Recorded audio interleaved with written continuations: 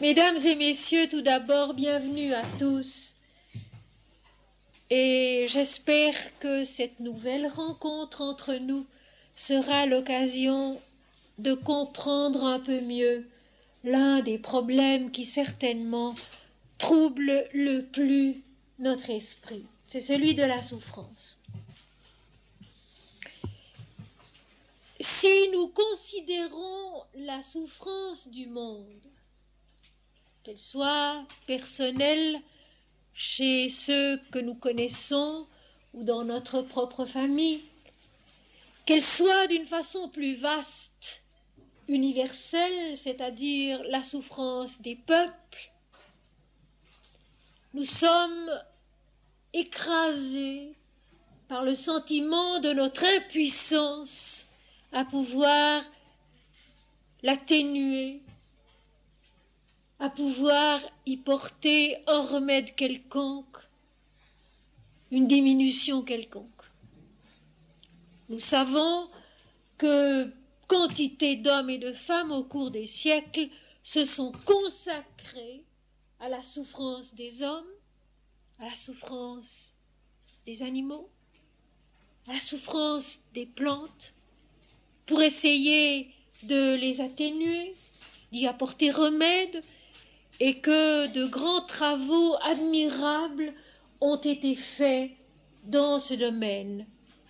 Ce qui n'empêche pas la souffrance, semble-t-il, d'augmenter de siècle en siècle, de décade en décade.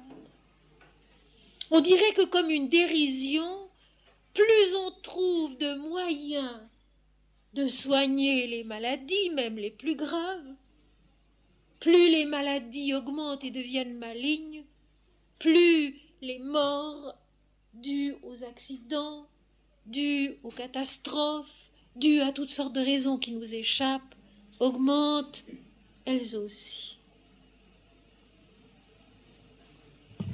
Alors je voudrais tout d'abord vous apporter ma propre réponse, très brièvement, au problème, avant d'essayer avec vous de trouver la réponse que nous apporte le livre de Job, parce que le livre de Job, qu'on connaît généralement mal dans ses détails, apporte une réponse, et apporte même une très grande et très belle réponse.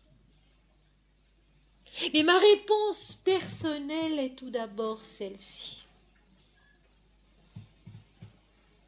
Devant l'immensité de la souffrance que porte le monde, il ne sert à rien de se lamenter.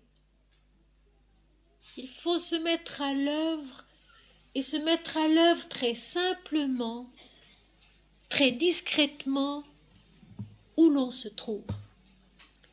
Prendre la souffrance par un bout qui nous est accessible, et essayer là, tout simplement, de la diminuer. S'affoler, s'écraser en considérant la souffrance totale du monde ne conduit à rien. Mais où l'on est, dans les circonstances qui sont les nôtres, il y a toujours moyen de prendre la souffrance par un bout et d'essayer là de la diminuer, de l'apaiser, de l'adoucir. Et comme toujours et partout, il faut commencer par soi-même. Comment voulons-nous apaiser l'angoisse des autres si nous sommes angoissés nous-mêmes? Comment voulons-nous adoucir la souffrance des autres si nous ne sommes pas nous-mêmes tout d'abord adoucis, apaisés, pleins d'amour, de patience, de compréhension? Premier travail dans tous les domaines séparés pour diminuer la souffrance dans le monde, c'est de la diminuer en soi-même. C'est de surmonter nos chagrins, nos tristesses, nos déceptions, nos désillusions, pour essayer d'en faire un moyen de grandir dans notre compréhension de la vie et de nous-mêmes, des hommes et du monde. Nous l'avons vu vendredi soir. Il était question dans l'hymne védique que je traitais de cette joie qui est la meilleure et qui vient de Dieu. Et j'ai posé la question, quelle est la joie qui est la meilleure? La joie qui est la meilleure, c'est la compréhension. C'est le fait de comprendre mieux et comprenant mieux, de pouvoir surmonter mieux les difficultés en soi-même et chez les autres, autour de soi, dans le monde. Et je vous assure, mes amis, que si chacun d'entre nous qui sommes là, et face à la multitude qui peuple la terre aujourd'hui, nous ne sommes pas nombreux, bien que nous remplissions cette sympathique salle. Mais si chacun d'entre nous, à partir de maintenant, s'attachait à prendre la souffrance par un bout, là où il est, et d'essayer de l'apaiser, de la diminuer, de la comprendre, de la surmonter, de la maîtriser assez vite. Cela ferait boule de neige et la souffrance, d'une façon générale, diminuerait. Voyez-vous, le sort du monde est entre les mains de chacun de nous. Et ce n'est que si chacun de nous s'efforce là où il est, dans son coin,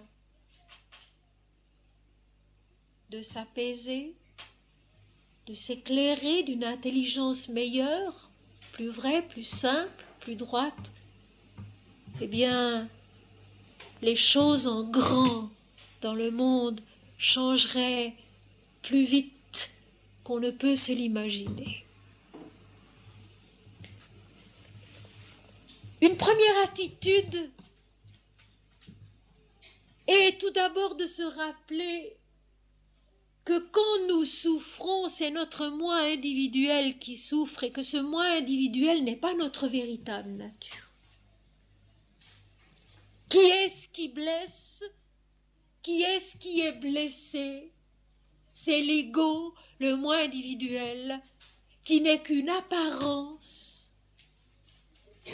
Nous avons à retrouver l'être que nous sommes. Nous avons à retrouver en nous-mêmes cette image que nous sommes de Dieu. Et à travers cette image, l'être que nous sommes et qui, lui, est au-delà de toute souffrance, de toute blessure. C'est une première sagesse à avoir. Quand nous sommes blessés, gênés, peinés par un acte ou par une parole qui nous sont adressées, eh bien rappelons-nous que ce n'est pas notre être véritable qui souffre. C'est seulement son apparence. C'est seulement le moi individuel. Et qu'il suffit d'entrer plus intérieurement en nous-mêmes pour y trouver Dieu, pour y chanter Dieu, pour que cette souffrance, cette blessure diminue et même disparaisse totalement. Et maintenant, mes amis, nous allons commencer à nous pencher sur le livre de Job, qui est évidemment beaucoup trop vaste et beaucoup trop long pour que je puisse le traiter en détail devant vous aujourd'hui, mais je vais essayer de vous en donner l'essentiel. Le livre de Job fait partie de ce qu'on appelle les livres poétiques de la Bible.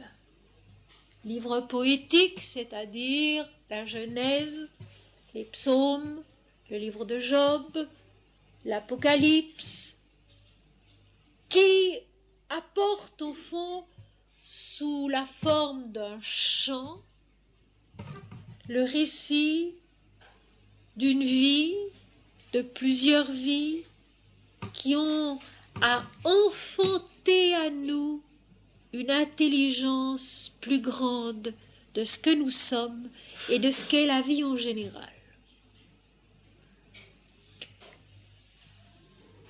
Ce livre a pour auteur vraisemblablement un ressortissant du peuple d'Israël,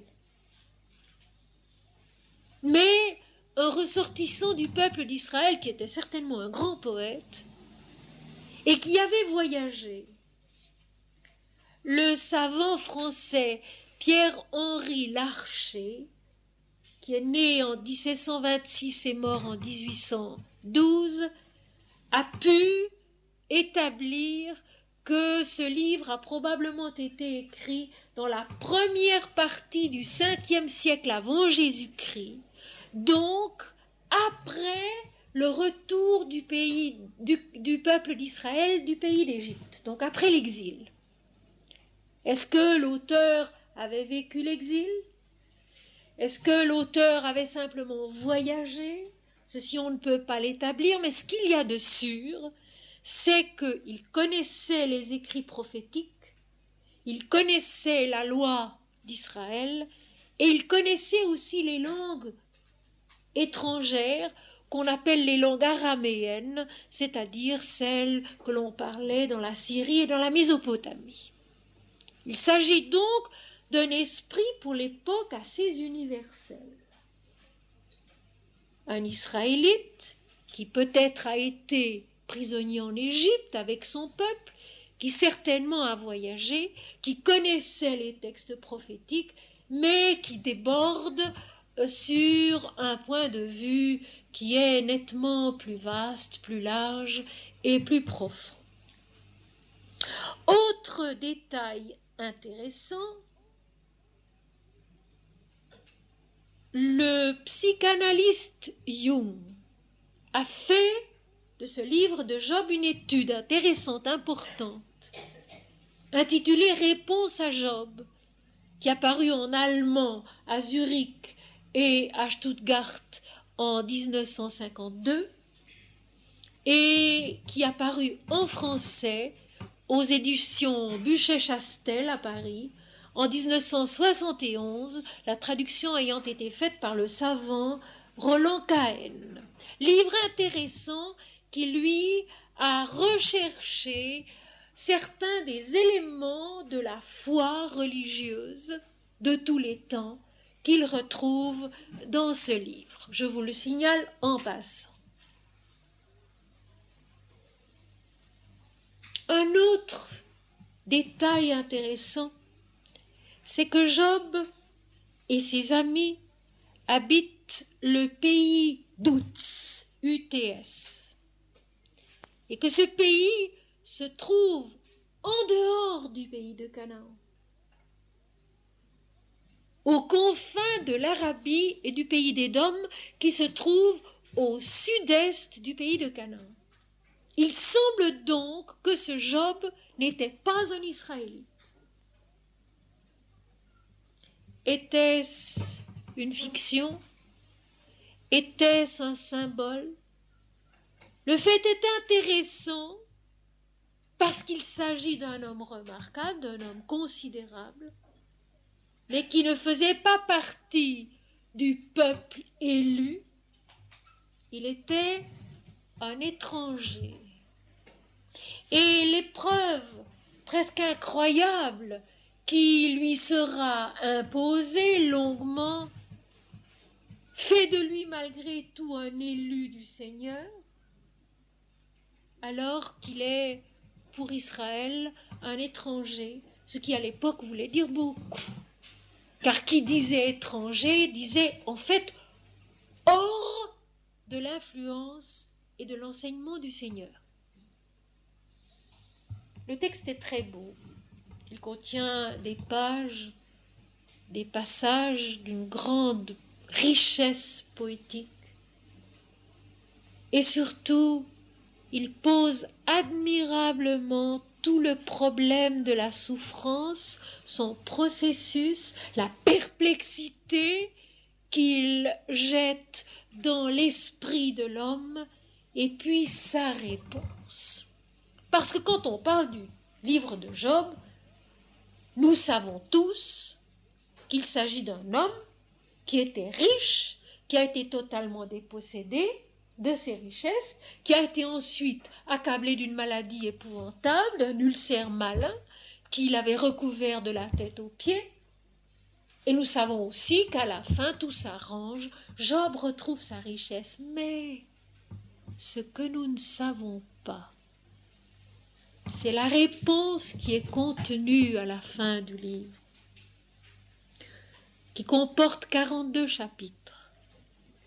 Jusqu'au chapitre 38, l'Éternel se tait devant tous les discours des amis de Job et de Job lui-même. L'Éternel se tait. Et ce n'est qu'à partir du chapitre 38 qu'il commence à répondre à Job. Et c'est au début du chapitre 42 que Job, encore dans la souffrance, encore frappé de son ulcère, encore dépouillé de ses biens, aura cette réponse à l'Éternel qui me paraît absolument essentielle et révélatrice de tout le problème de la souffrance. Jusqu'ici, mon oreille avait entendu parler de toi, mais maintenant, mon œil t'a vu. Jusqu'ici, mon oreille avait entendu parler de toi, mais maintenant, mon œil t'a vu. C'est ça le centre, la leçon, la révélation du livre de Job. Nous allons partir d'une piété traditionnelle, honnête, vraie, considérable, valable, d'un homme qui, justement à cause de cela, est appelé, à travers le dépouillement et la souffrance, à naître de la piété dualiste à l'unité de la vision de Dieu. Et ceci, généralement, nous ne le savons pas. On ne nous l'a pas dit quand on nous a parlé du livre de Job, et c'est la clé de tout le livre. Et vous allez voir combien, une fois de plus, très logiquement, tout s'enchaîne et tout s'explique pas à pas. Bien sûr, je ne vais pas vous lire tous les livres de Job, nous n'aurions pas le temps. Je vous en lirai une première partie, je vous en résumerai d'autres parties, je vous en donnerai le plan, et puis surtout, nous allons nous arrêter au moment important, c'est-à-dire au début, et puis à la fin. Le livre de Job peut s'établir, se diviser en 3 parties, si on veut en faire un plan. Les 3 premiers chapitres étant la présentation de Job, sa prospérité, son épreuve, et puis sa plainte qu'il exhale au 3e chapitre. À partir du 4e chapitre et jusqu'au 37e chapitre, y compris, vous avez les longs discours des 3 amis de Job, la réponse de Job à chacun de ces discours. Il y a 2 discours de chacun des amis, chaque fois une réponse de Job, et puis un très long discours d'un jeune homme qui s'appelle Élihu, et dont il ne sera absolument pas fait mention à la fin, lorsque l'Éternel condamne les discours des amis, en disant « Ils n'ont pas parlé de moi avec droiture », c'est-à-dire ce qu'ils ont raconté sur moi n'était pas juste. C'était notre mental dualiste qui ne comprend pas et qui fait des déductions qui ne sont pas justes. Le discours d'Élihu, lui, il est tenu totalement sous silence, comme étant sans aucune valeur, parce que simplement une élucubration de l'intelligence dualiste qui n'a aucune idée de l'unité divine de la vie et de l'homme. Voilà la 2e partie. Et puis la 3e partie, à partir du chapitre 38, l'Éternel, cette fois-ci, répond. Il vient du sein de la tempête, comme toujours dans la Bible. Quand il s'adresse à Moïse, il parle du sein de la tempête. C'est, si vous voulez, le foudroiement de l'extase qui descend sur Job et qui, alors qu'il est encore malade et dépouillé, lui fait comprendre que sa souffrance l'a amené à connaître Dieu face à face. C'est notre but à tous, c'est notre destin à tous, destin qui nous est admirablement démontré dans ce livre et dont je vais essayer maintenant d'établir quelques détails importants et utiles pour nous. Parce qu'un tel livre qui dépasse notre entendement habituel ne resterait qu'un beau poème inutilisable si une fois de plus nous n'en tirions pas les leçons intérieures qui s'y trouvent. Il y avait dans le pays d'Ouz un homme qui s'appelait Job. Et cet homme était intègre et droit, il craignait Dieu et se détournait du mal. Voilà la présentation de Job.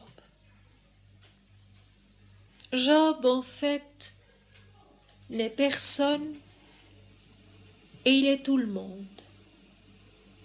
Il est un nom qui recouvre une destinée qui pour le moment est celle d'un homme intègre et droit qui aime Dieu et se détourne du mal. Départ, donnée initiale, qui est certainement positive et qui va permettre à Job de se développer comme il le fera. Il est intègre et droit, c'est-à-dire que dans sa piété, il est honnête, il est sincère, il ne joue pas une comédie, il est celui qui s'efforce de vivre sa foi en Dieu en étant droit dans ses pensées, droit dans ses actions, se détournant du mal parce qu'il aime Dieu. On ne peut réellement se détourner du mal, c'est-à-dire uniquement de l'égoïsme et de l'orgueil, qu'en aimant Dieu. C'est le seul moyen, c'est la seule possibilité. Job est un homme authentiquement pieux et par conséquent, il se détourne de ce qui n'est pas juste, de ce qui n'est pas droit, de ce qui n'est pas vrai. Et il est dans un état de richesse et de considération important. Le verset suivant, qui très brièvement donne la situation de Job, il lui naquit 6 fils et 3 filles, il possédait 5000 brebis, 3000 chameaux, 500 paires de bœufs, 500 ânesses et un très grand nombre de serviteurs, et cet homme était le plus considérable de tous les fils de l'Orient.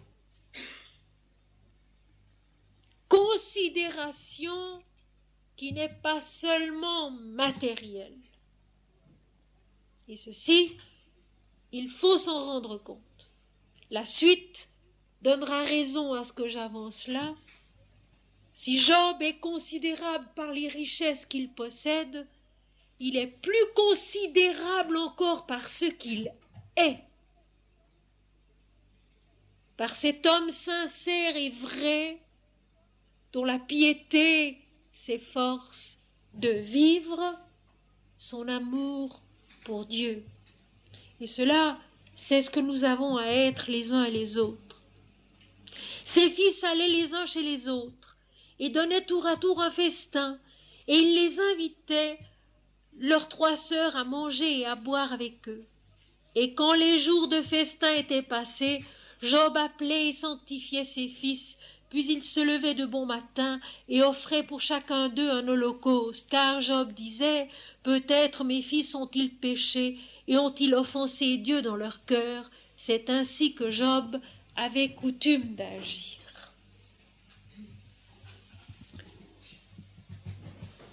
Job avait soin de toute sa maisonnée, de ses fils, de ses filles, de ses serviteurs, qui donnaient des festins puisqu'ils en avaient la possibilité. Et Job, lorsque, après ces festins, il faisait venir auprès de lui ses fils et ses filles pour les sanctifier, et il offrait un holocauste à l'Éternel, ce n'était pas par superstition, se disant « ils ont peut-être mal agi, je m'en vais leur obtenir les faveurs de l'Éternel ». Non. Job offrait tout ce qui se faisait dans sa maison, tout ce qu'il possédait, ses enfants, ses richesses, les actes de chacun, il les offrait au Seigneur. Et ceci sera démontré parfaitement lorsque l'épreuve va l'atteindre. Ce sera précisément parce que Job avait l'habitude de tout offrir à Dieu avec amour, avec dévotion, avec sincérité, avec droiture, qu'il pourra réagir à la souffrance comme il le fera. Car, mes amis, il y a une continuité dans ce que nous sommes. Il y a une continuité dans les éléments et dans les événements de la vie. On n'est pas tout à coup capable d'être grand, et Job sera grand dans la souffrance. Il est grand parce qu'il s'y est préparé, parce qu'il a grandi peu à peu, jour après jour, au travers des bénédictions de la piété qui étaient les siennes, vers ce moment où il est mûr pour aller plus loin. Certes, Job aurait pu rester ce qu'il était, un homme considérable et pieux, béni de l'Éternel, et menant une vie qui était un exemple autour de lui. Mais Job, comme nous tous, est appelé à aller plus loin.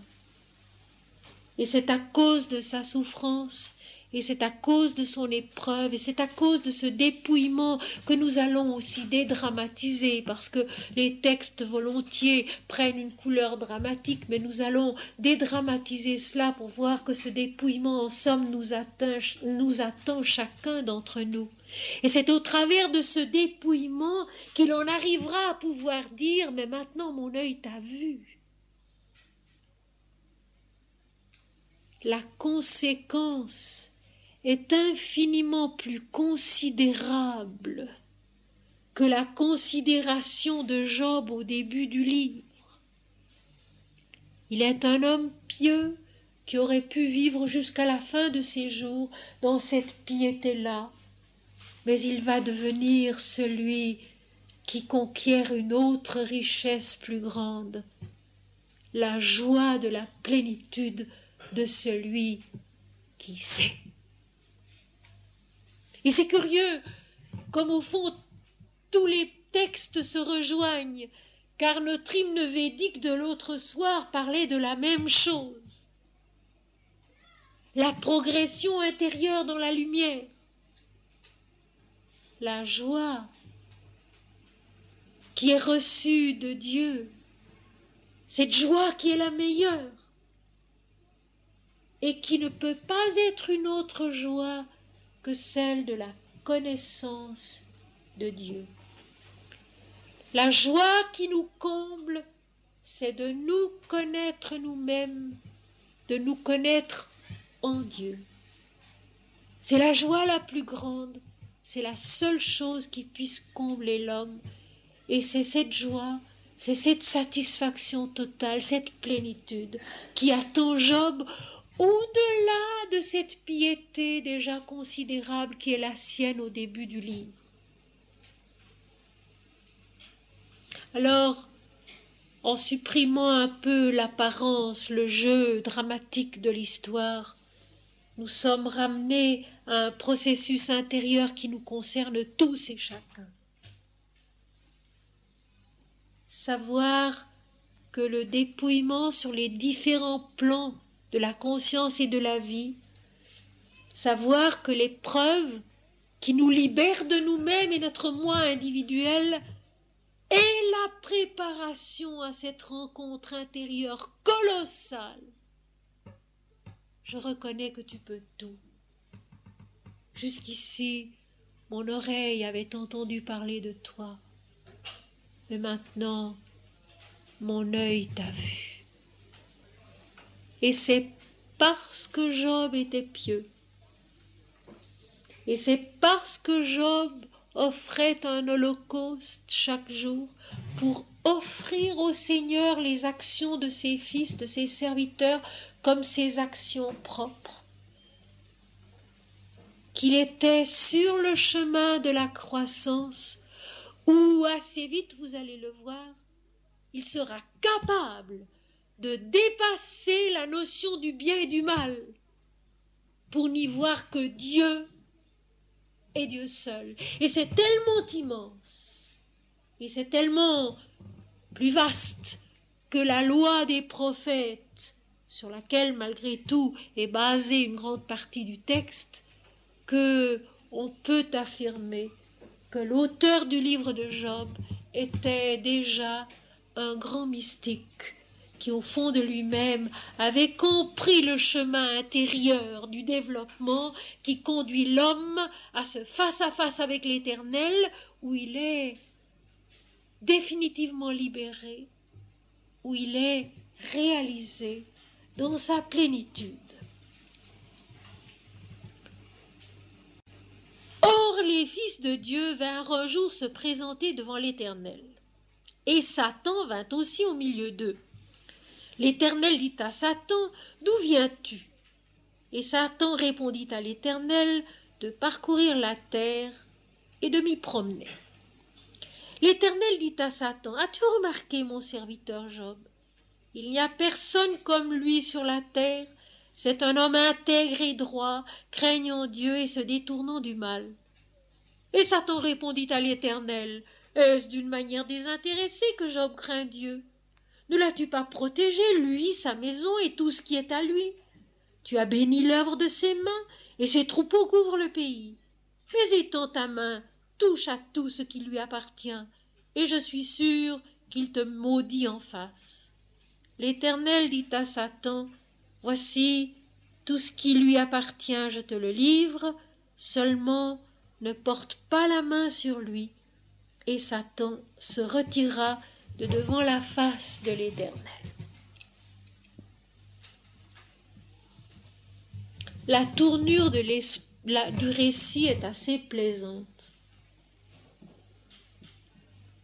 Et les conséquences de cet entretien entre Satan et l'Éternel sont si terribles qu'elles nous paraissent inadmissibles si nous n'avons pas recours une fois de plus à cette façon que j'essaye de vous faire découvrir peu à peu depuis des années, intérioriser les textes, les dédramatiser, les ramener à des données de notre vie à nous, telle qu'elle est. Les fils de l'Éternel se présentant devant Dieu sont tous les éléments de la vie, tous les éléments de notre vie, tous les plans de notre conscience, toutes les énergies, toutes les facultés qui constituent notre être et qui sont en effet présentés à l'Éternel. Et parmi eux se trouve Satan. Qui est Satan ? Nous l'avons déjà vu souvent. L'Apocalypse en parle au chapitre 12, verset 9, d'une façon parfaitement claire. Satan, le dragon ancien, le grand serpent, celui qui séduit toute la terre. Satan est celui qui séduit toute la terre. Qu'est-ce qui séduit toute la terre? Est-ce l'argent? Non. Est-ce le pouvoir? Non.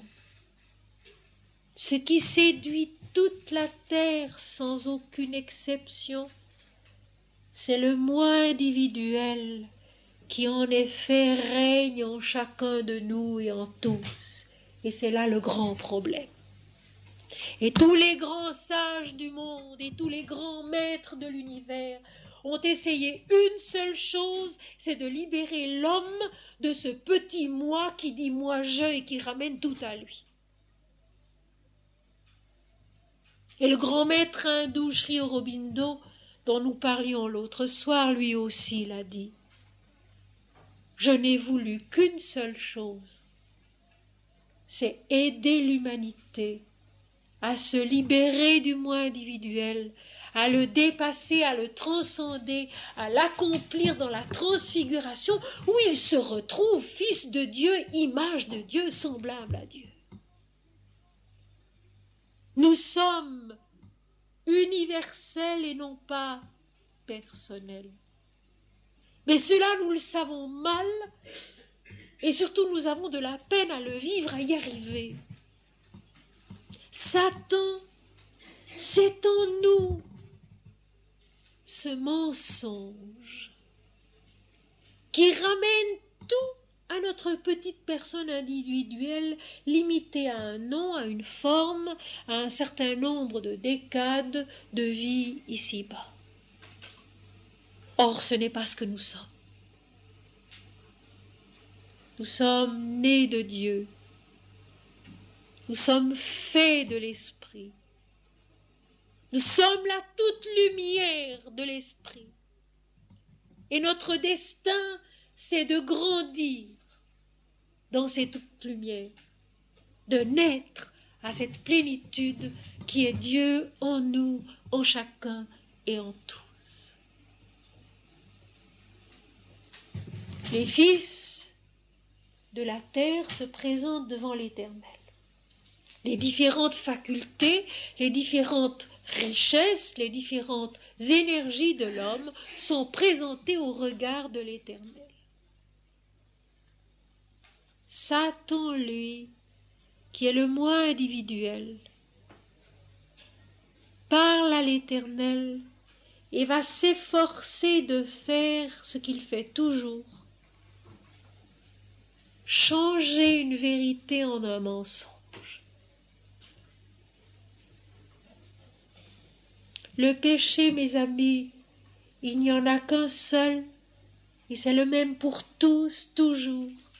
C'est l'erreur d'appréciation qui fait que nous nous identifions à la petite personne que nous sommes apparemment ici-bas, et que nous oublions que nous sommes nés de Dieu à l'image de Dieu. C'est un mensonge de notre raisonnement.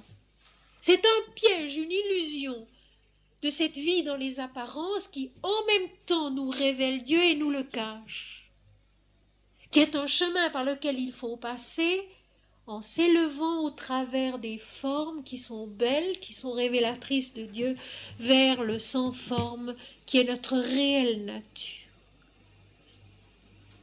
Alors Satan fait de la piété de Job un calcul.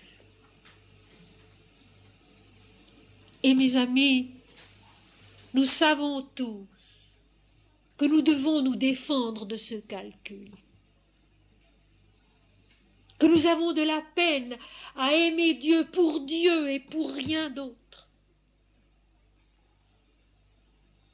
à ne pas faire même de la piété un moyen de vivre plus heureux, de posséder davantage, d'éviter certaines souffrances, certains malheurs, certaines maladies. Nous avons de la peine. Vous connaissez sans doute le nom du grand saint espagnol Saint Jean de la Croix. Vous avez peut-être entendu parler de son célèbre écrit La montée du Carmel.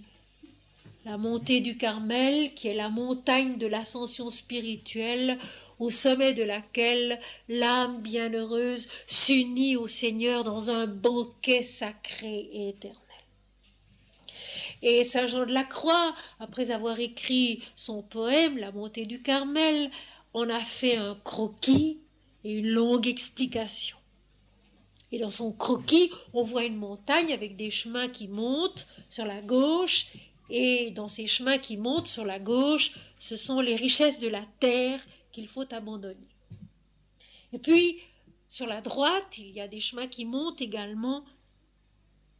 Ce sont les richesses du ciel dont il ne faut pas s'embarrasser. Même la piété peut être un piège. Même l'ascèse peut être un piège. Et entre ces deux flancs de la montagne, où il y a d'une part les richesses de la terre dont il faut se débarrasser, je cite Saint Jean de la Croix, et d'autre part les richesses du ciel dont il ne faut pas s'embarrasser, il y a le chemin qui monte vers le sommet de la montagne, qui est étroit mais qui va tout droit jusqu'au sommet. Et dans ce chemin qui monte tout droit, Saint Jean de la Croix a noté rien, rien, rien, rien, rien. La piété qui conduit au Seigneur et à l'union avec le Seigneur, c'est l'amour de Dieu pour Dieu, sans aucun autre mobile.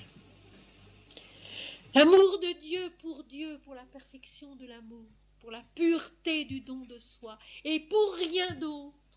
Et cela, nous savons très bien que nous avons beaucoup de peine à y arriver. Et Satan, bavardant avec l'Éternel, quand il vient dire « Écoute, tu lui as tout accordé.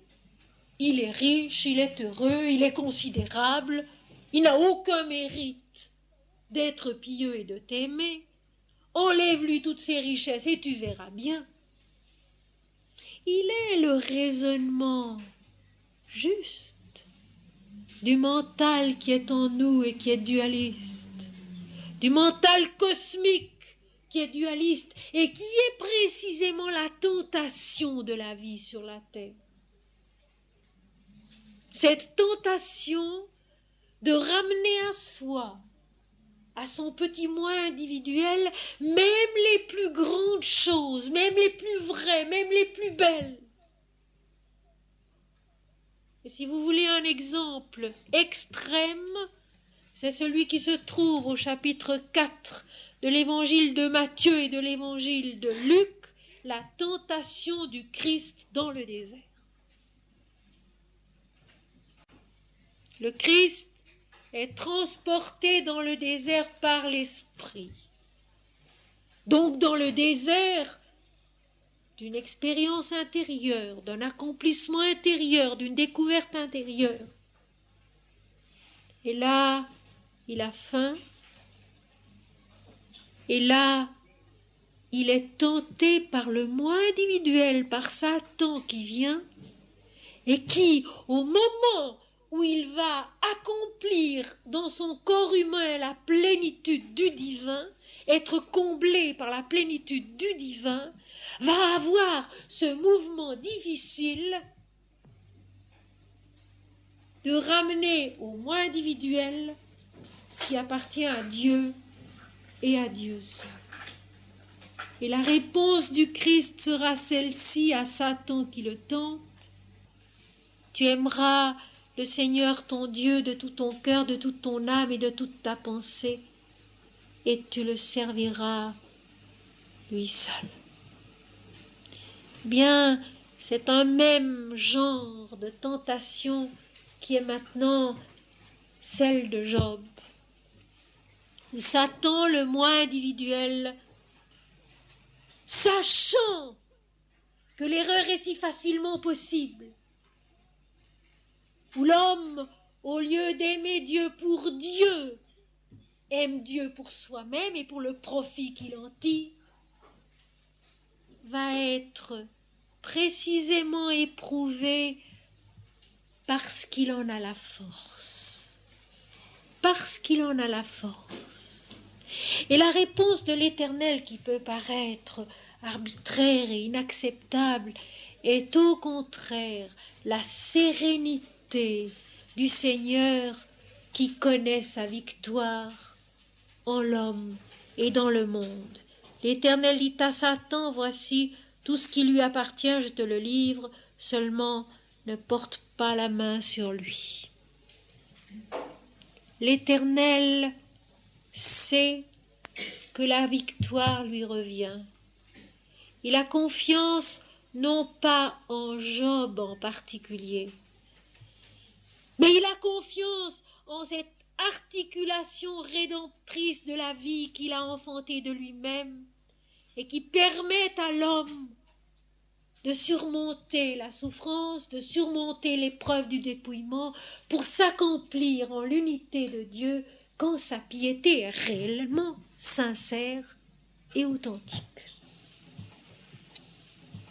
Satan se retire de devant la face de l'Éternel. Le moi individuel, effectivement, se retire de la face de l'Éternel qu'il ne connaît pas, qu'il ne comprend pas, qu'il ne voit pas. Et alors, très brièvement, arrivent coup sur coup les épreuves de Job. Un jour que les fils et les filles de Job mangeaient et buvaient du vin dans la maison de leur frère aîné, il arriva auprès de Job un messager qui dit « Les bœufs labouraient et les ânesses paissaient à côté d'eux. Des Sabéens se sont jetés dessus, les ont enlevés et ont passé les serviteurs au fil de l'épée. Et je me suis échappé moi seul pour t'en apporter la nouvelle. » Dépouillement sur le plan matériel. Il parlait encore lorsqu'un autre vint et dit « Le feu de Dieu est tombé du ciel, a embrasé les brebis et les serviteurs, et les a consumés, et je me suis échappé moi seul pour t'en apporter la nouvelle. » Dépouillement sur le plan physique et vital. Il parlait encore lorsqu'un autre vint et dit « Des Chaldéens formés en 3 bandes se sont jetés sur les chameaux, les ont enlevés et ont passé les serviteurs au fil de l'épée, et je me suis échappé moi seul pour t'en apporter la nouvelle. » Il reste toujours un témoin de chaque plan qui apporte la conscience du dépouillement, la conscience de l'épreuve.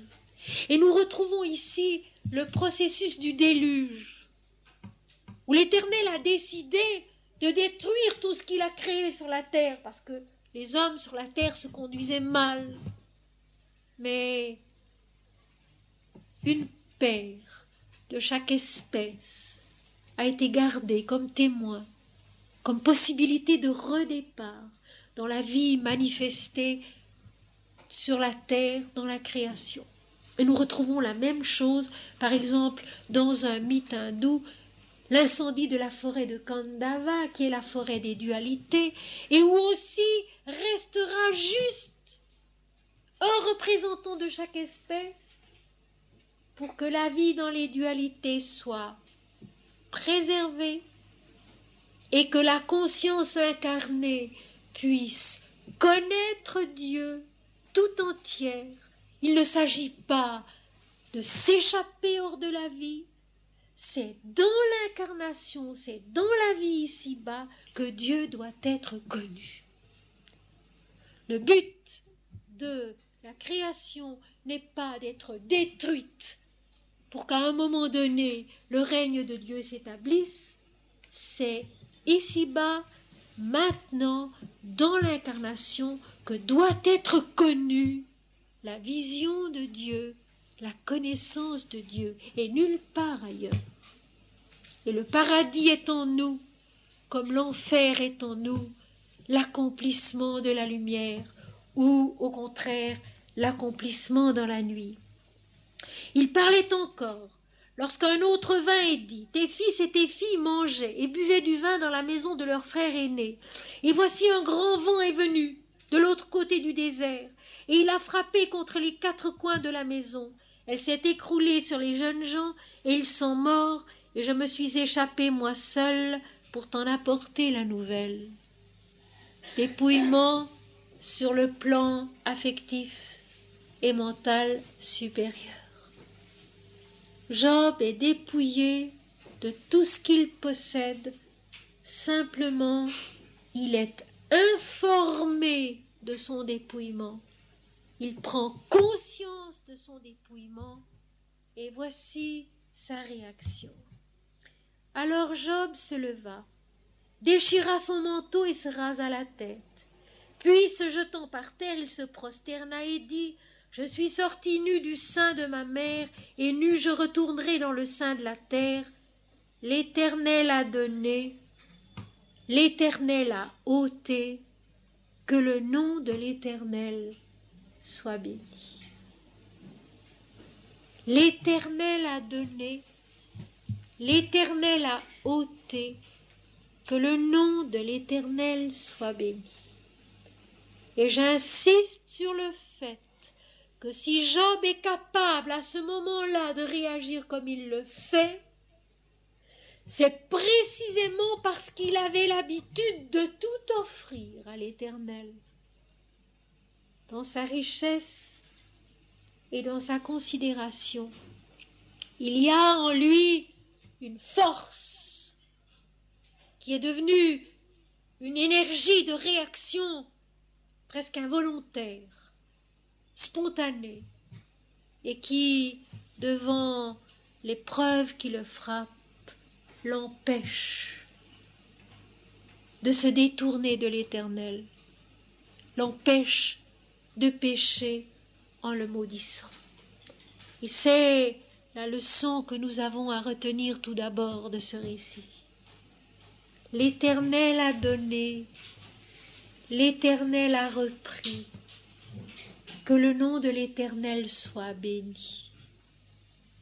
En toutes circonstances, quelles qu'elles soient, si nous prenons l'habitude de vivre avec la pensée de Dieu, de lui offrir chaque jour notre existence, pas à pas, il se crée en nous une force pieuse, une force d'amour qui ne peut pas être détruite au moment de l'épreuve, au moment de la souffrance. Et c'est d'ailleurs pourquoi l'épreuve est envoyée à Job. Il est mûr, il est prêt à dépasser l'illusion des dualités et à entrer dans la vision de l'unité qui est Dieu révélé en nous-mêmes. Or, les fils de Dieu vinrent un jour se présenter devant l'Éternel, et Satan vint aussi au milieu d'eux, se présenter devant l'Éternel. L'Éternel dit à Satan, « D'où viens-tu » Et Satan répondit à l'Éternel de parcourir la terre et de m'y promener. L'Éternel dit à Satan, « As-tu remarqué mon serviteur Job ? Il n'y a personne comme lui sur la terre. C'est un homme intègre et droit, craignant Dieu et se détournant du mal. Il demeure ferme dans son intégrité et tu m'excites à le perdre sans motif. » Et Satan répondit à l'Éternel, « Peau pour peau. Tout ce que possède un homme, il le donne pour sa vie. Mais étends ta main, touche à ses os et à sa chair, et je suis sûr qu'il te maudit en face. » L'Éternel dit à Satan, « Voici, je te le livre, seulement épargne sa vie. » Je trouve admirable la confiance de l'Éternel en sa créature, en sa création. Et je pense à la 2e strophe de notre hymne védique de l'autre soir. Toute joie venant de Dieu dans la créature ne peut pas être amoindrie par elle. L'Éternel sait qu'il possède une victoire trop grande en l'homme et dans sa création pour que l'illusion, le mensonge du moi individuel puisse l'empêcher. Il sait que Job maintenant a tout perdu.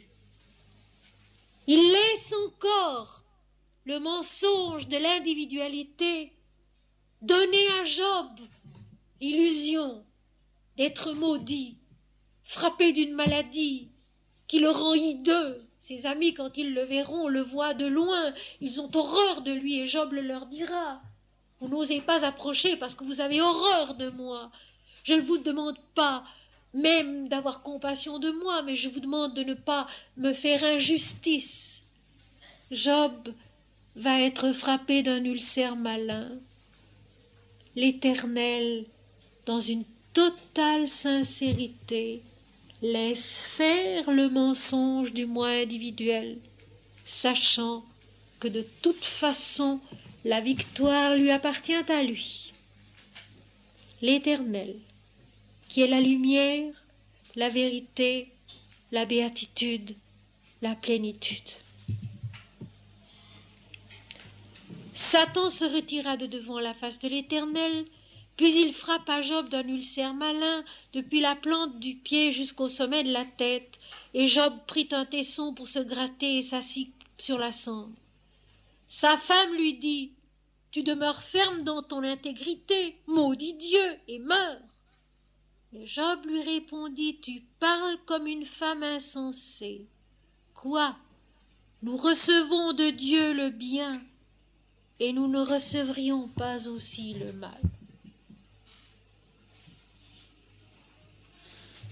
La force divine, déjà développée par Job, par sa piété et sa considération passée, est telle qu'il est effectivement arrivé sur le seuil où la dualité du bien et du mal va être dépassée. Vous savez que c'est l'un des thèmes favoris de la sagesse hindoue, ce dépassement de l'illusion dans les dualités, l'entrée dans l'unité qui est Dieu, qui est tout. Eh bien, Job est précisément capable de supporter et de subir cette épreuve suprême parce qu'il est sur le seuil du dépassement des dualités. Ce qui est intéressant, c'est que l'Éternel maintenant va disparaître, il n'en sera plus question que dans les élucubrations du mental, dans la bouche des trois amis, dont l'Éternel dira au dernier chapitre : « Vous n'avez pas parlé de moi avec droiture. » Mais l'Éternel disparaît, il se tait, on n'en entend plus rien. Satan aussi disparaît. Il reste la vérité de l'état de Job et l'impuissance mentale à comprendre et à dire quoi que ce soit de juste sur la vérité de cet état. Job était vrai dans sa piété, dans sa considération, dans sa richesse. Il est vrai maintenant dans sa souffrance. Et il n'aura pas peur d'exhaler sa souffrance. Il n'aura pas peur de dire combien il est malheureux, combien il est frappé. Mais jamais il n'en accusera l'Éternel. Il ne comprend pas, mais il s'abstient de juger, tandis que ses amis, eux, vont juger. Et la parole ici de Job est tellement belle et dénote de la part de l'auteur du livre une maturité spirituelle considérable. D'abord, ce que sa femme lui dit : « Tu demeures dans ton intégrité, maudis Dieu et meurs », ce qui est encore une façon d'affirmer Dieu et sa victoire, puisque maudire Dieu entraînera la mort de Job. Et Job lui répond : « Tu parles comme une femme insensée. Quoi ?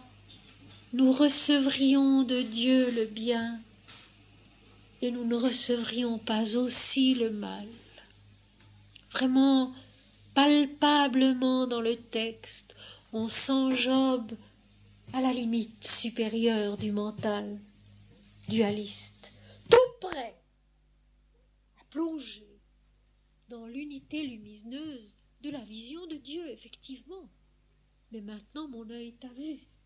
Et c'est tellement bien articulé dans le récit.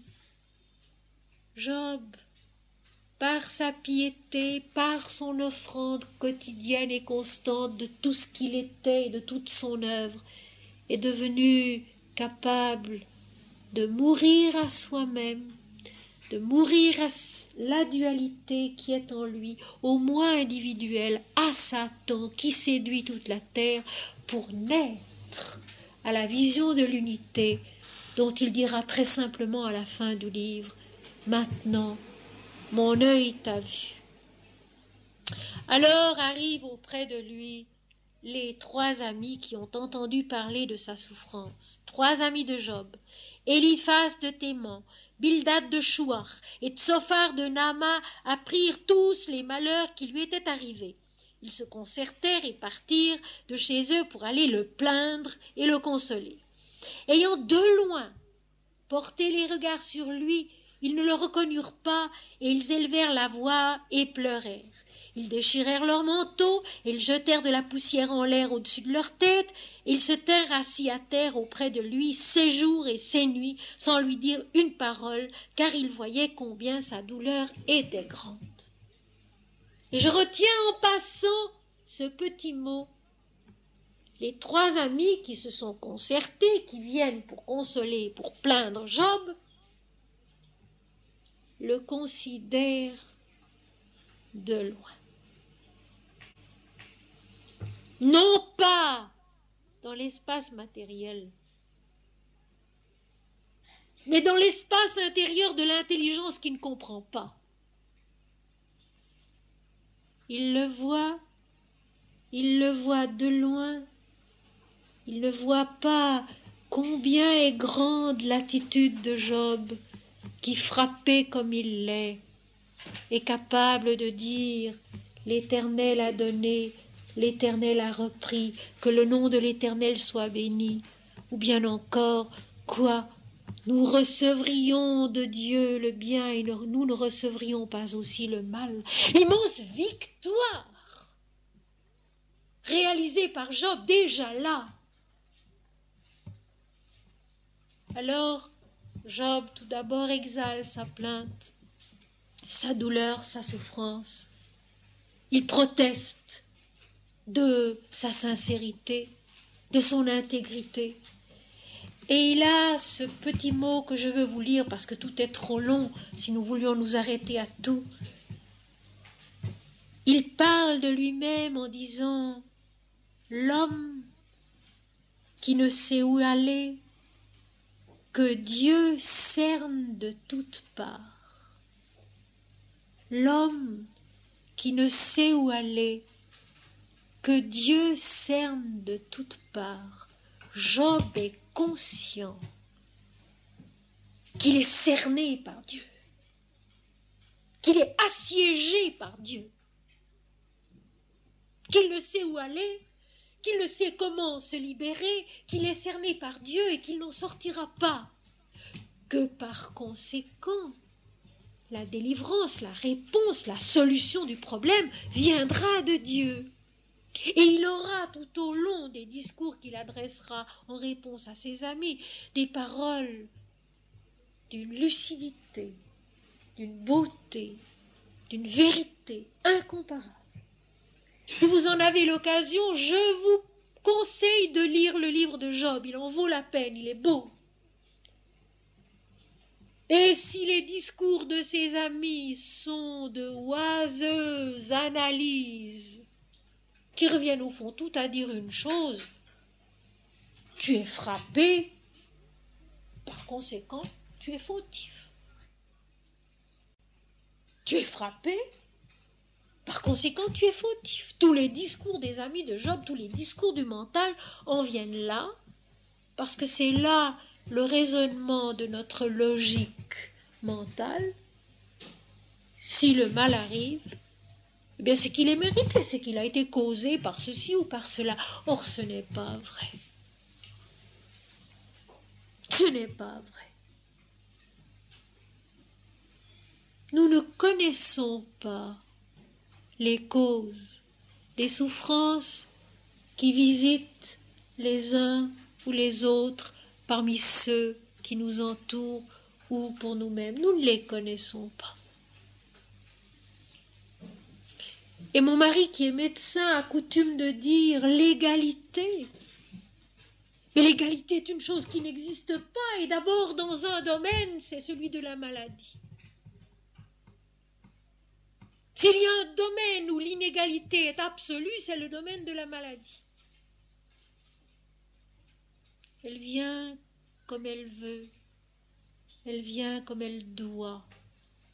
L'épreuve vient comme elle veut, l'épreuve vient comme elle doit, et le récit de Job nous apprend qu'elle vient de Dieu. De Dieu, pour qui elle est un instrument de notre transfiguration. Et j'en reviens à la sérénité de l'Éternel qui laisse Satan, c'est-à-dire l'illusion de l'ego, des dualités, faire son travail en Job. Parce qu'il sait que le victorieux, c'est lui, en l'homme. De toute façon.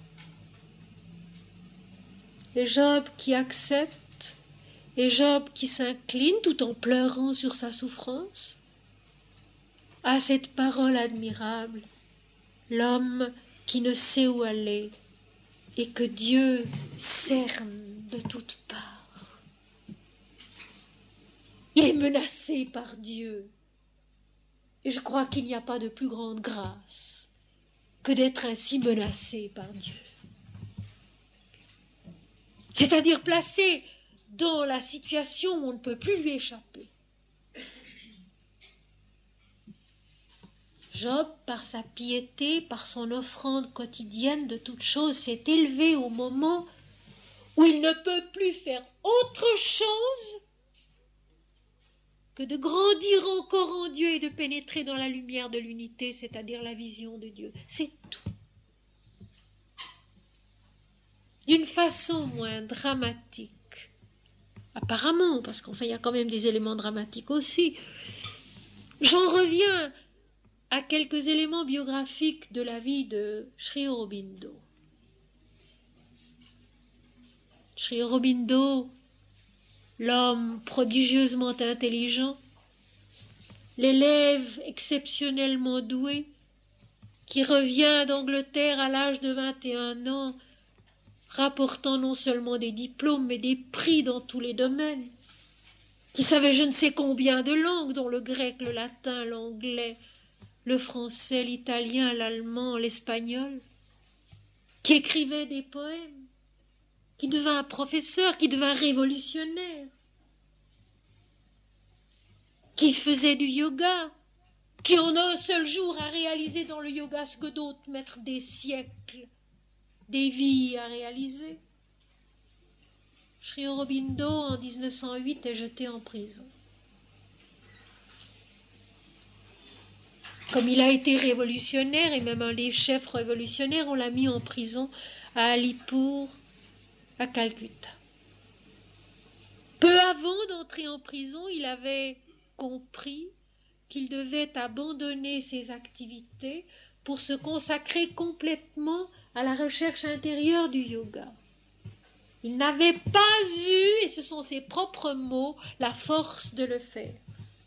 Il aimait ses activités, il n'avait pas eu la force d'y renoncer.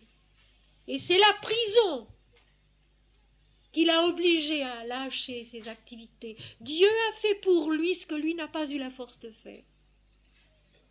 Lui aussi, il était tout près du moment où il allait entrer dans la vision de l'unité. Et c'est Dieu qui a fait. C'est Dieu qui l'a jeté en prison. Et c'est là, en prison, que Sri Aurobindo aussi a vu Dieu face à face.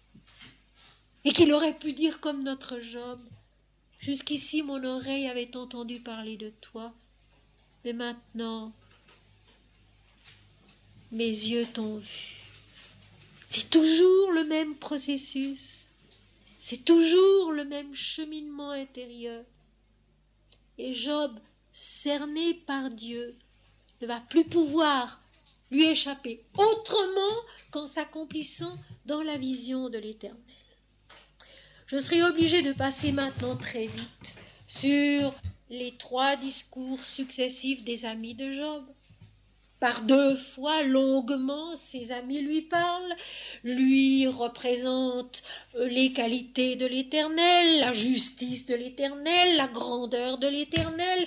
Pour conclure, mon cher ami, du moment que tu es frappé, c'est que tu as péché. Et Job, par 2 fois, à chacun de ses amis, patiemment répond qu'il maintient le sentiment de son intégrité. Il ne croit pas avoir commis de faute, il sait qu'il a aimé Dieu, il ne comprend pas pourquoi il en est là, il le comprendra plus tard. Il accepte sa douleur, mais il n'accepte pas, et c'est encore une victoire de l'esprit en lui, de dire « j'ai fauté, j'ai péché ».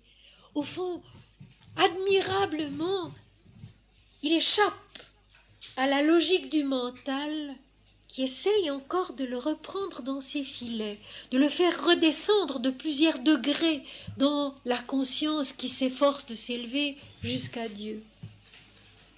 Il échappe au mensonge du mental en refusant d'admettre qu'il a péché, comme le disent ses amis. Il admet qu'il ne comprend pas pourquoi il est frappé ainsi, mais il se réclame de l'Éternel comme étant son serviteur intègre et droit. Et alors arrive au chapitre 34, je crois, un jeune homme qui s'appelle Élihu, qui lui s'est tu jusque-là, et qui vient faire un immense discours, totalement dualiste et mental, où plus encore que les 3 amis de Job, il accable Job et lui montre les grandeurs de l'Éternel, et surtout sa justice, qui fait qu'il n'y a jamais un homme juste qui est frappé sur la terre par l'Éternel.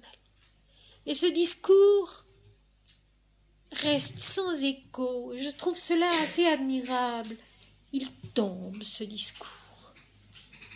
Pas de réponse de Job, pas de réaction des amis. On a l'impression que le mental dualiste a épuisé ses arguments.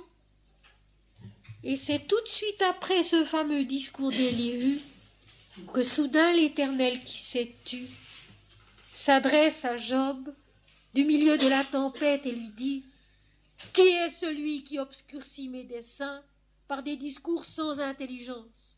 Saint et rein comme un homme vaillant, je t'interrogerai et tu m'instruiras. » Le mental qui ne comprend pas, le mental qui est asservi à la dualité de Satan, du moi individuel, parle, discute, explique, mais obscurcit les desseins de l'Éternel par des discours sans intelligence. L'Éternel répondit à Job du milieu de la tempête, c'est-à-dire dans la présence de l'extase, et lui dit « Qui est celui qui obscurcit mes desseins par des discours sans intelligence, saint et rein comme un vaillant homme, je t'interrogerai, tu m'instruiras. » Saint et rein comme un vaillant homme. Redresse-toi. Reprends confiance en toi. Nous allons parler ensemble, et c'est de moi que tu recevras la compréhension de ce qui s'est passé. Où étais-tu quand je fondais la terre? Dis-le si tu as de l'intelligence. Et alors l'Éternel montre à Job que c'est lui l'origine de tout, que c'est lui la substance de toute la vie, que c'est lui la force des êtres et de la conscience et de la pensée et de l'intelligence, que c'est en se nourrissant de la pensée de l'Éternel que l'intelligence s'ouvre à une compréhension supérieure qui dépasse ces discours sans intelligence qui obscurcissent les intentions de l'Éternel. Et Job écoute l'Éternel, et alors il répond ceci, qui est admirable parce que, je vous rappelle, Job est encore malade, Job est encore dépouillé. Il est donc encore dans la misère de son état douloureux, de son épreuve, et il répond ceci, je reconnais que tu peux tout, et que rien ne s'oppose à tes pensées. Quel est celui qui a la folie d'obscurcir tes desseins? Oui, j'ai parlé sans compréhension de merveilles qui me dépassent. Oui, j'ai parlé sans compréhension de merveilles qui me dépassent. Quelles sont ces merveilles, mes amis? Ces merveilles, c'est le dépouillement total de Job. C'est sa maladie. C'est sa souffrance. J'ai parlé sans compréhension de merveilles qui me dépassent et que je ne conçois pas. Écoute-moi et je parlerai. Je t'interrogerai et tu m'instruiras. Mon oreille avait entendu parler de toi, mais maintenant mon œil t'a vu. C'est pourquoi je me condamne et me repens sur la poussière et sur la cendre. Job, pieux, intègre et droit, aimant Dieu et fuyant le mal, est arrivé à ce seuil intérieur où la conscience humaine dualiste est capable de dépasser les dualités, c'est-à-dire de dépasser l'opposition du bien et du mal. Et après tout le combat de cet accomplissement, de cette naissance intérieure, il dit ceci, je reconnais que tu peux tout, et que j'ai parlé sans intelligence de merveilles qui me dépassent, et que je ne conçois pas. Jusqu'ici, mon oreille avait entendu parler de toi, mais maintenant, mon œil t'a vu. Il a rencontré Dieu face à face au fond de lui-même, c'est-à-dire qu'il est entré dans la fusion de l'unité où tout est lumière, où tout est Dieu, où tout est plénitude et où l'univers entier s'accomplit dans sa réalité essentielle et éternelle et où Satan lui-même disparaît dans la toute lumière de la vérité qui est une. Après que l'Éternel eut adressé ces paroles à Job, il dit à Éliphaz de Théman, ma colère est enflammée contre toi et contre tes deux amis, parce que vous n'avez pas parlé de moi avec droiture comme l'a fait mon serviteur Job. Prenez maintenant ces taureaux et ces béliers, allez auprès de mon serviteur Job et offrez pour vous un holocauste. Job, mon serviteur, priera pour vous, et c'est par égard pour lui seul que je ne vous traiterai pas selon votre folie, car vous n'avez pas parlé de moi avec droiture. Après que l'Éternel eut adressé ces paroles à Job, il dit à Éliphaz de Théman, ma colère est enflammée contre toi et contre tes deux amis, parce que vous n'avez pas parlé de moi avec droiture comme l'a fait mon serviteur Job. Prenez maintenant ces taureaux et ces béliers, allez auprès de mon serviteur Job et offrez pour vous un holocauste. Job, mon serviteur, priera pour vous, et c'est par égard pour lui seul que je ne vous traiterai pas selon votre folie, car vous n'avez pas parlé de moi avec droiture. L'Éternel le répète 2 fois. Vous n'avez pas parlé de moi avec droiture. Et ici encore, mes amis, au lieu de voir 3 hommes qui n'ont pas parlé de l'Éternel avec droiture et qui doivent maintenant offrir un holocauste de ses bœufs, de ses brebis devant Job pour que Job prie pour eux. Des égarés, injustes. Au lieu de voir cela de nouveau dans la dualité, dans la diversité, dans la personnalité, il vaut beaucoup mieux comprendre le texte intérieurement et voir en ses amis des plans de la conscience et de la vie de Job lui-même qui maintenant doivent adhérer à l'accomplissement divin qui s'est accompli en Job, la conscience de l'âme qui a vu Dieu face à face et qui, parce qu'il a vu Dieu, parce qu'il est entré dans la vérité de l'unité, est capable d'y amener les autres éléments de sa vie, de son être, de sa pensée, de son activité. Et les amis de Job sont les plans du mental, et leur holocauste, leur offrande sont les plans du vital et du physique, qui tous maintenant vont être eux aussi transfigurés par la réalité que Job a vécue. Si vous voulez, mes amis, très simplement et avant la lettre, Job est ressuscité. Job est ressuscité. Il est né une seconde fois d'eau et d'esprit.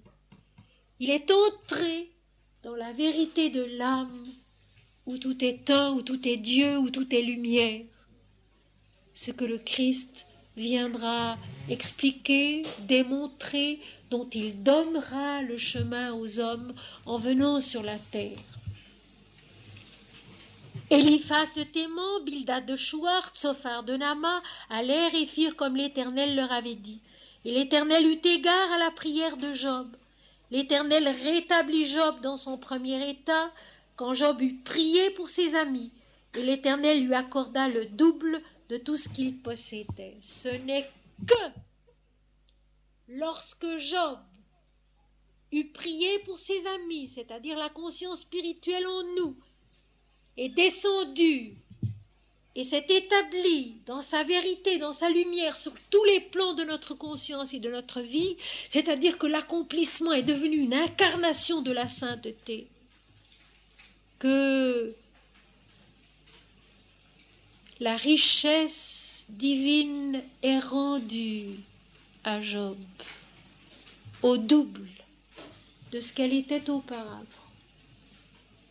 Et loin d'y voir un homme qui a été éprouvé, qui a accepté son épreuve et qui maintenant est plus riche qu'avant, je voudrais vous faire sentir et vous faire comprendre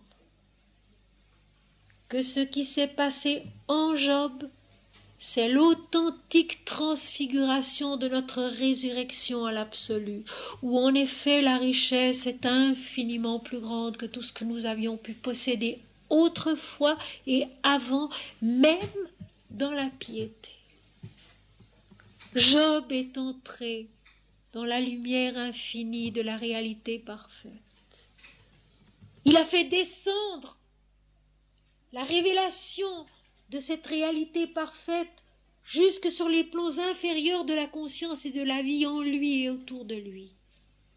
Et c'est alors seulement qu'il est rétabli dans sa considération première. Il est devenu l'homme, image de Dieu, bénédiction de l'Éternel parmi les hommes. C'est ça le véritable sens de la souffrance. C'est ça le chemin qu'elle peut ouvrir en nous, sachant qu'elle vient de l'Éternel et qu'elle nous est accordée dans les forces qui sont les nôtres, au niveau où nous pouvons faire un pas en avant, où nous devons faire un pas en avant, parce que c'est là que Dieu nous attend et que sa réponse est la vision de son authenticité, connaître Dieu tel qu'il est et non pas tel que nous nous le figurons.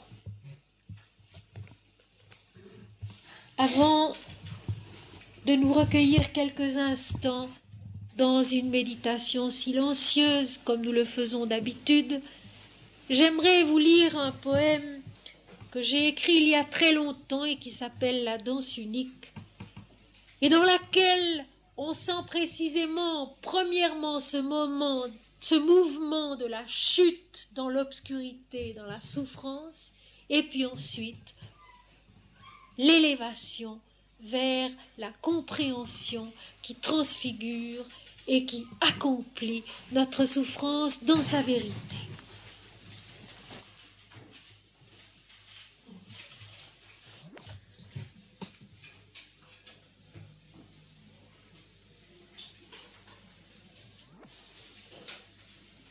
La danse unique.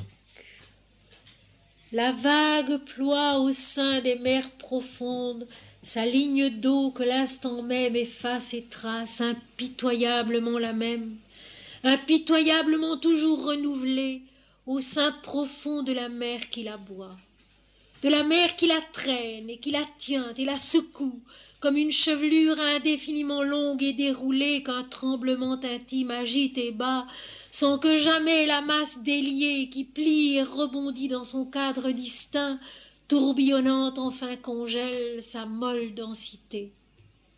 Qui la retient dans sa dérive folle, ô danse inaltérable au cœur des tourbillons, quand sa vague déferle et que le flux remonte toujours vers des sommets qu'il n'atteindra jamais?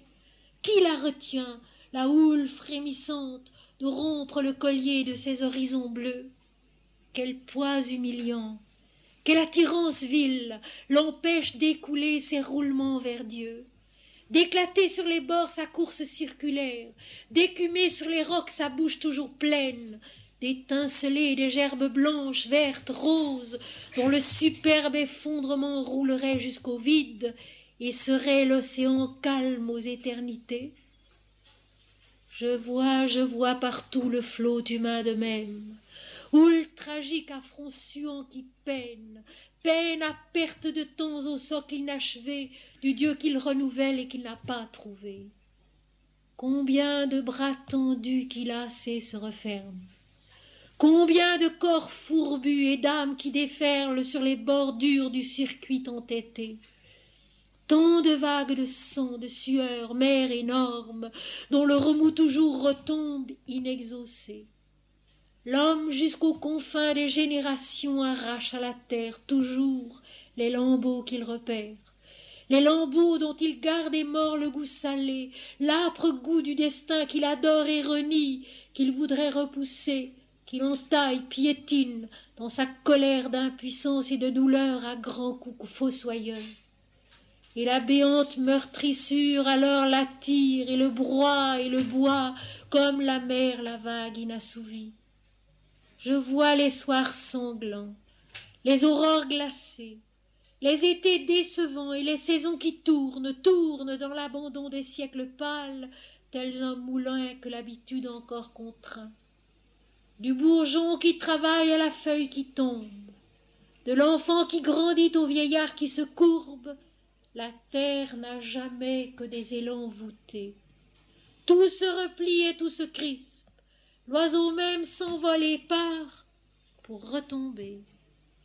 Mort, ô mort, dans l'esprit même tu t'es logé. Nos élans les plus hauts, les plus fous sont brisés. L'univers est ton temple, la courbe sépulcrale, et ta main ploie encore, jamais assez. L'homme a besoin d'un toit qui lui cache le ciel, et sa voix sonne mieux sous des voûtes fermées. L'obstacle, ô souveraine obsession des mondes, l'obstacle tourne et l'espace est figé. Je vois la mer qui se confond au ciel, la mer qui roule au loin sur ses blanches écumes et qui rejoint au ciel les écumes des airs. Je vois le bleu du ciel et le bleu de la mer, éternel bleu miroir d'un espace pareil, d'un espace incolore et bleu pourtant, et vert, et rose, et pâle, aux foudroyantes lames d'air, qui tremblent, tournent, se compriment entre le bleu du ciel et le bleu de la mer. Je vois les soirs magnifiques, les flûtes d'or sur le gazon des flots et les astres blancs, hauts diadèmes, perles qui recomposent dans la nuit leur guirlande recommencée, fugitivement belle et dénouée. Je vois les yeux des hommes attentifs, je vois la flamme au cœur du regard qui devine, je vois l'amour qui domine la vie et dépasse la mort, je vois l'argile rude et dure s'assouplir sous les doigts infatigablement doux de leur patience amoureuse à formuler des gestes purs auxquels n'est pas de fin. J'entends des hymnes vastes se créant l'espace illimité de leur ivresse illimitée. Le son multiplié jongle en ses harmonies et ravit le silence au sein toujours ouvert. Le maître fécondé devient rythme et s'évade. Vagues, vagues ployées au sein des mers profondes. Votre rythme est vainqueur, et les ondes de l'air prolongent les élans de vos remous joyeux. Des confins ténébreux aux clartés triomphantes, des néants solennels aux floraisons divines, imprimant à mon cœur son battement, votre rythme respire et perpétue et tend son roulement qui s'en va jusqu'à Dieu.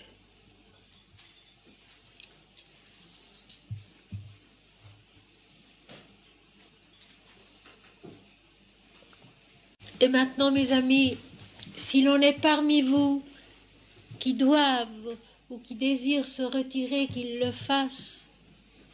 Sinon, pour ceux qui ont le désir de rester, nous allons nous recueillir ensemble quelques instants en silence.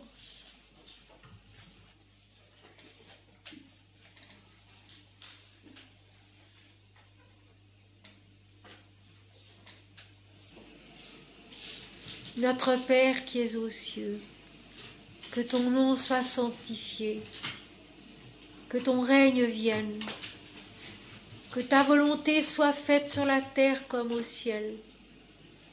Donne-nous aujourd'hui notre pain quotidien. Pardonne-nous nos fautes comme nous les pardonnons à ceux qui nous ont offensés.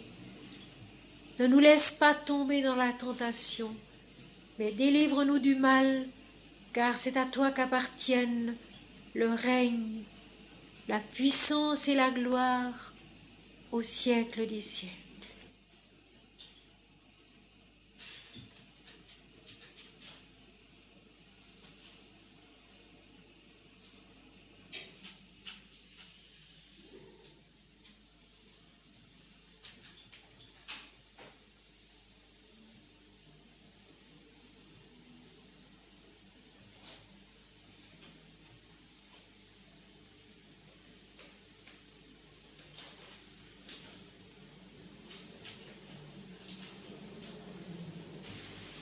Heureux les affligés, car ils seront consolés.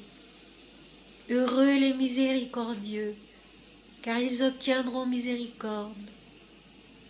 Heureux les bons, car ils hériteront la terre. Heureux ceux qui ont faim et soif de la justice, car ils seront rassasiés. Heureux ceux qui procurent la paix, car ils seront appelés fils de Dieu. Heureux ceux qui ont le cœur pur, car ils verront Dieu. Heureux ceux qui ont le cœur pur, car ils verront Dieu.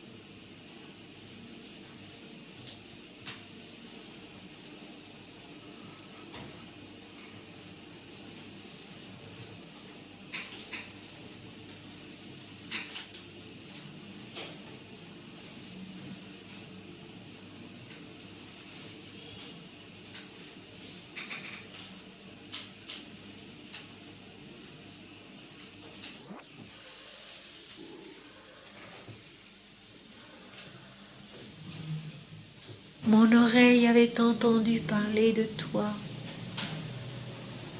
mais maintenant mon œil t'a vu. Je reconnais que tu peux tout, que j'ai parlé sans intelligence de merveilles que je ne comprends pas.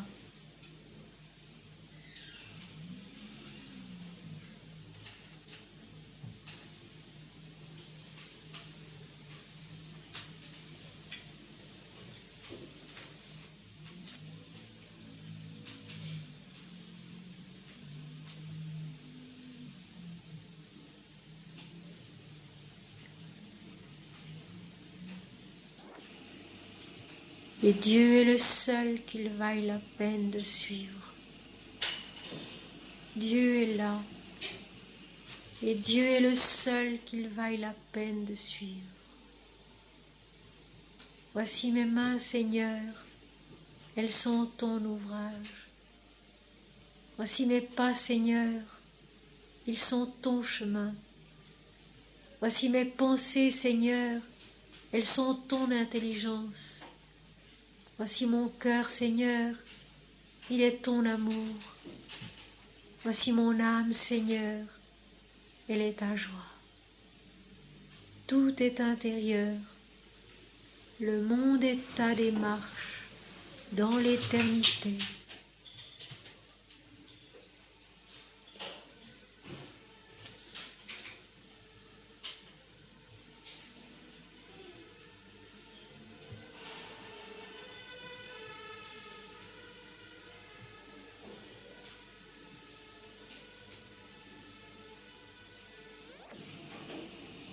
Je vous donne ma paix.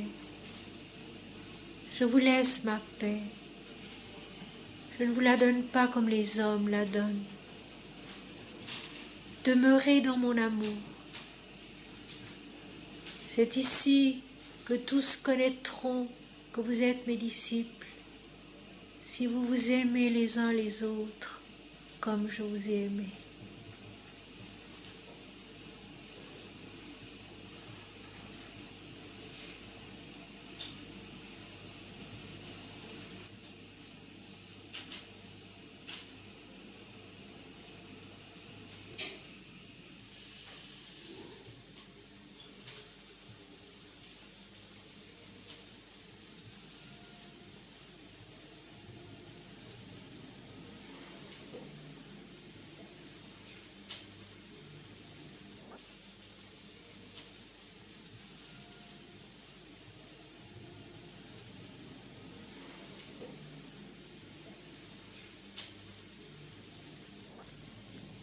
Il n'y avait qu'un son. La terre inhabitée roulait vers l'horizon son disque fulgurant. Et la voix de l'espace en était projetée plus haut que les parvis où dort le firmament. Oh, l'été du ciel voguait sur l'étendue. Dieu livrait le secret de son tressaillement, afin que les échos des retraites perdues l'attirent dans leurs conques ouvertes sur les vents. Tous les dieux alertés dans leurs antres stériles soutinrent un combat jaloux jusqu'au matin. Ils dressèrent des monts, ils peuplèrent des villes pour défendre leurs droits aux antiques butins. Mais la main du Seigneur qui s'était découverte renversa d'un soufflet l'orgueil empanaché, et ces mille courbés sur l'affront de leur perte répétèrent le chant qu'ils avaient dédaigné. Oh, l'hymne bercé par un souffle paisible, délivrant l'univers de son activité. Oh, comme un essaim de semences invisibles, répandu sur les champs bleus de l'éternité.